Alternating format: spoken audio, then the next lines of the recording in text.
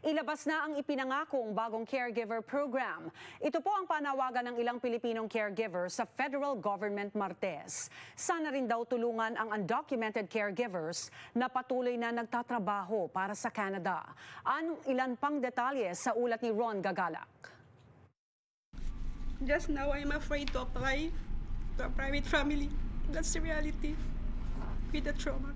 Lumuluhang humarap sa media ang Pilipinong caregiver na si Nora Gonzalez nang balikan ang mga mapait na karanasan sa kamay ng kanyang amo.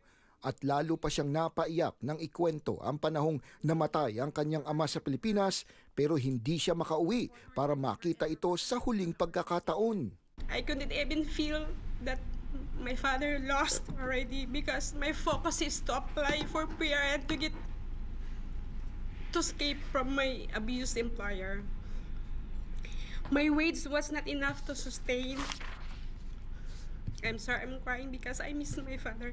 Nasa balikat niya raw ang kabuhayan ng 5 anak sa Pilipinas at ng ina na may sakit na.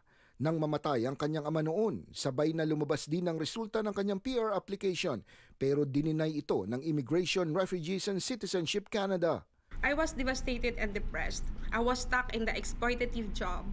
My father died. Tulad ni Gonzalez, si Teresa Andrade pinagmalupitan din daw ng kanyang employer. Bukod sa kulang ang ibinibigay na sweldo, ang lamia anya na dapat ay para sa kanya, ibinigay ng employer sa ibang caregiver. Kaya tuloy, naging undocumented siya. Ang kanyang inaasahan, tuparin ni Prime Minister Justin Trudeau. Ang naging pangako nito 3 taon na ang nakakaraan na tutulungan ang mga out of status sa Canada. Caregivers are stressed and confused.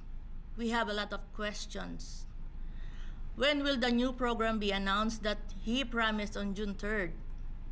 Are caregivers inside Canada included? What about the undocumented? What will happen to us? Si Joey Dulaca ang nag-organize ng press conference na ito para sa mga caregiver na ipit ang sitwasyon ngayon.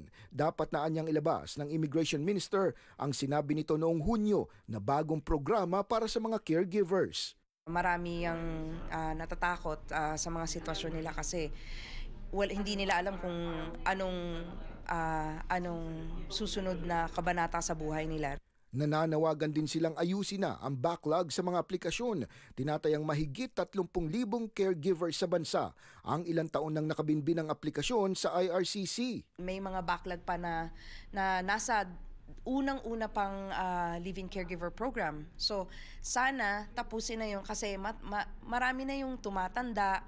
At ang huli sa kanilang panawagan, tulungan ng mga caregiver na nawalan ng status sa iba't ibang kadahilanan pero nagtatrabaho pa rin para sa Canada. Every day of delay means that the thousands of women who take care of children, sick and the elderly in this country are facing abuse and exploitation. Their wages are being stolen. They're facing human rights abuses. They're facing physical, psychological and sexual abuse because they don't have permanent resident status. Hindi pa malinaw sa ngayon kung bago matapos ang taon ay mailalabas na ng IRCC ang kanilang ipinangakong bagong caregiver program o maging ang pathway para sa mga undocumented na patuloy na nagsasakripisyo sa bansa.